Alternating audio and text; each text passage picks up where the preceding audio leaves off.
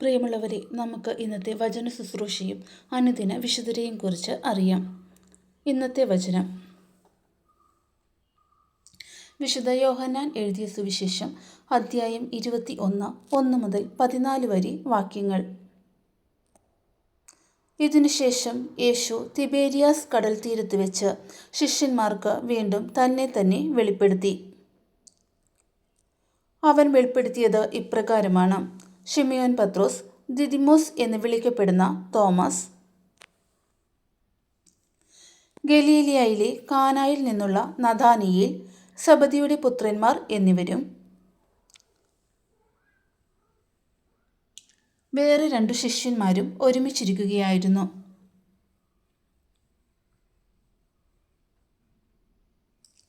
ശിമയോൻ പത്രോസ് പറഞ്ഞു: ഞാൻ മീൻ പിടിക്കാൻ പോകുകയാണ്. അവർ പറഞ്ഞു: ഞങ്ങളും നിന്നോടുകൂടി വരുന്നു. അവർ പോയി വള്ളത്തിൽ കയറി. എന്നാൽ ആ രാത്രിയിൽ അവർക്ക് ഒന്നും കിട്ടിയില്ല. ഉഷസ്സായപ്പോൾ യേശു കടൽക്കരയിൽ വന്നു നിന്നു. എന്നാൽ അത് യേശുവാണെന്ന് ശിഷ്യന്മാർ അറിഞ്ഞില്ല.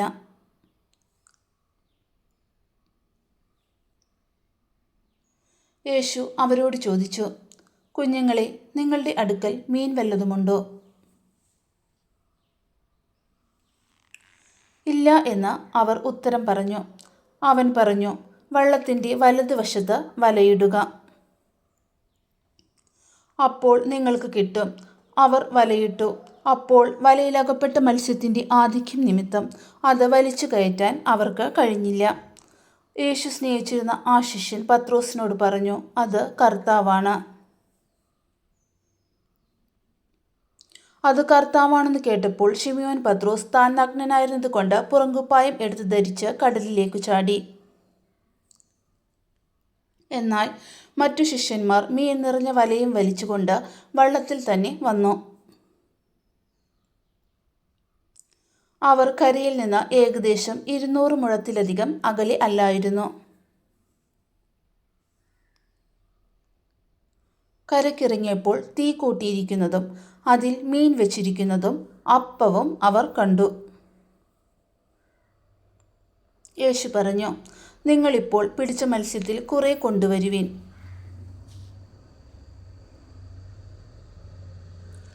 ഉടനെ ശിമയോൻ പത്രോസ് വള്ളത്തിൽ കയറി വലിയ മത്സ്യങ്ങൾ കൊണ്ട് നിറഞ്ഞ വല വലിച്ച് കരയ്ക്കു കയറ്റി. അതിൽ 153 മത്സ്യങ്ങളുണ്ടായിരുന്നു. ഇത്രയധികം ഉണ്ടായിരുന്നിട്ടും വല കീറിയില്ല. യേശു പറഞ്ഞു: വന്ന് പ്രാതൽ കഴിക്കുവിൻ.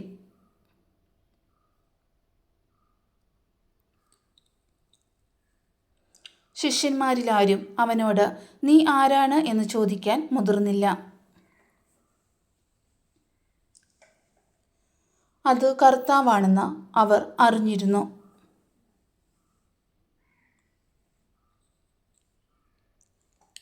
യേശു വന്ന് അപ്പമെടുത്ത് അവർക്ക് കൊടുത്തു. അതുപോലെ തന്നെ മത്സ്യവും. യേശു മരിച്ചവരിൽ നിന്ന് ഉയർപ്പിക്കപ്പെട്ട ശേഷം ശിഷ്യന്മാർക്ക് പ്രത്യക്ഷപ്പെടുന്നത് ഇത് 3-ാം പ്രാവശ്യമാണ്. അനുദിന വിശുദ്ധർ. ഇന്നത്തെ വിശുദ്ധ ഫുൾബർട്ട്.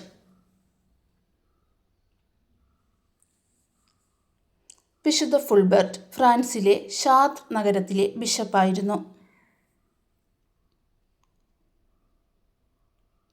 അദ്ദേഹം വലിയൊരു പണ്ഡിതനും അധ്യാപകനും ദൈവഭക്തനുമായിരുന്നു.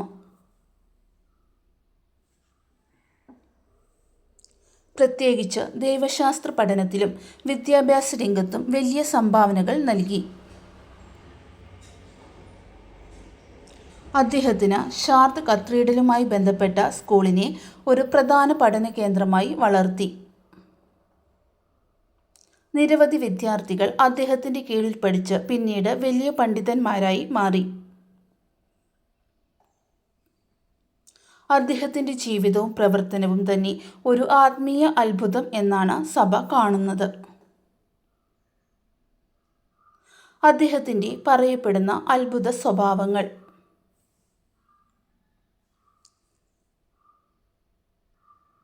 ജ്ഞാനത്തിൻ്റെ അത്ഭുതം. അദ്ദേഹം വലിയ പണ്ഡിതനായിരുന്നു. അദ്ദേഹത്തിൻ്റെ പഠനവും ഉപദേശങ്ങളും അനേകം ആളുകളുടെ ജീവിതം മാറ്റി. വിദ്യാർത്ഥികൾക്ക് നൽകിയ ആത്മീയവും ഭൗതികവുമായ വളർച്ച ഒരു വലിയ അനുഗ്രഹമായി കണക്കാക്കപ്പെടുന്നു. പരിശുദ്ധ മറിയത്തോടുള്ള ഭക്തിയുടെ പ്രഭാവം. വിശുദ്ധ ഫുൾബർട്ട് പരിശുദ്ധ മറിയത്തെക്കുറിച്ച് മനോഹരമായ ഭക്തിഗാനങ്ങളും പ്രാർത്ഥനകളും രചിച്ചു. സഭയുടെ പുനർനിർമ്മാണം. ഷാർത്ത് കത്തീഡ്രൽ തീപിടുത്തത്തിൽ നശിച്ചപ്പോൾ അതിനെ വീണ്ടും പുനർനിർമ്മിക്കാൻ അദ്ദേഹം വലിയ പങ്ക് വഹിച്ചു. അതിനായി ജനങ്ങളെ പ്രചോദിപ്പിച്ചതും ഒരു ആത്മീയ അത്ഭുതം പോലെ കണക്കാക്കപ്പെടുന്നു. ജീവിതത്തിൻ്റെ സാക്ഷ്യം.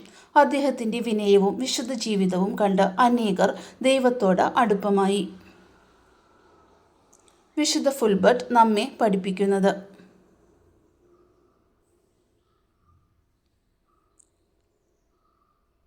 ജ്ഞാനവും വിശ്വാസവും ഒരുമിച്ച് വളർത്തണം.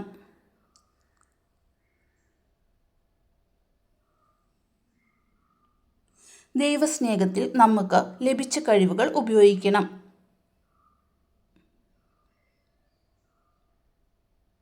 വിനയത്തോടെ ജീവിക്കണം.